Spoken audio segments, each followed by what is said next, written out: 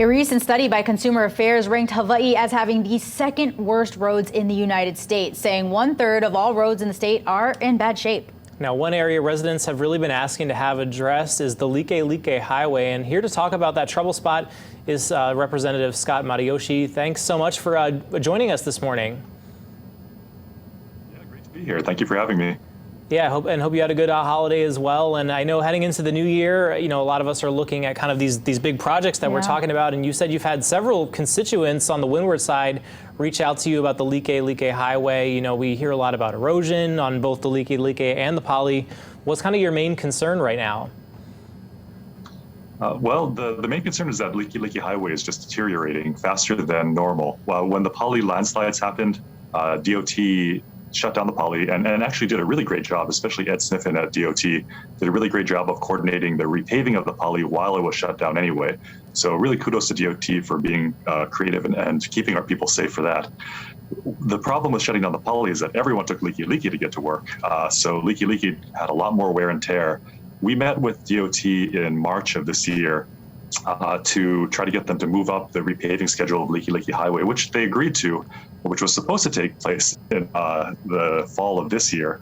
But when they actually took a look at Likelike Highway, the repaving work was much more extensive. They're actually going to have to replace almost all of the base layer underneath the surface asphalt, which is a much more involved project. So that was delayed until April of 2022.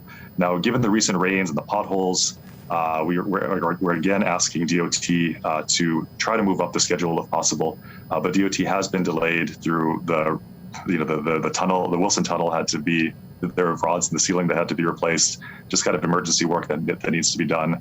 So that took priority, obviously, rather than moving up the project. But we are asking them to either move up the project or give a little more attention to the potholes again opening up on Likelike during our rainy season.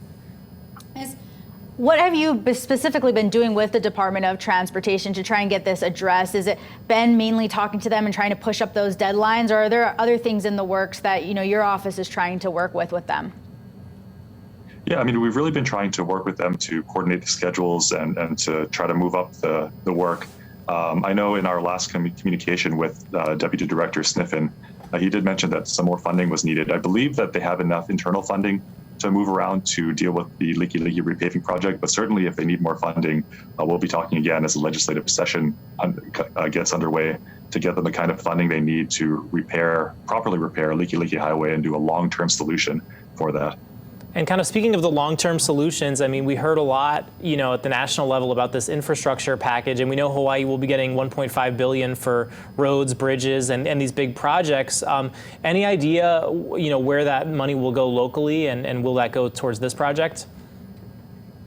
I'm not sure exactly what DOT is going to be allocating the money for. I don't think it's going to be this project simply because we've been talking about this project for, almost the past year, well before the well before the infrastructure bill passed in the U.S. Congress. So I think that we're okay with funding for Likelike Highway for the moment. Maybe they need a little more state highway because the project, again, is going to be a little more extensive than originally planned. But as far as infrastructure, hopefully they're going to use it to shore up Wilson, or have them using it to shore up Wilson Tunnel. I know Wilson Tunnel, we're going to need a longer-term solution. The rods in Wilson Tunnel are set to reach their end-of-service lifespan in 2035. So we've got a little bit of time, but I know DOT is already in the planning process of thinking about alternative solutions to shoring up those walls and just keeping our roads and tunnels safe.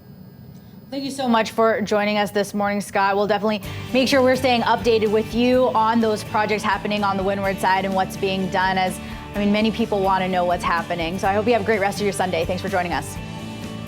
Yeah, you too. Thank you. Time now 7:27. We will be back after the break.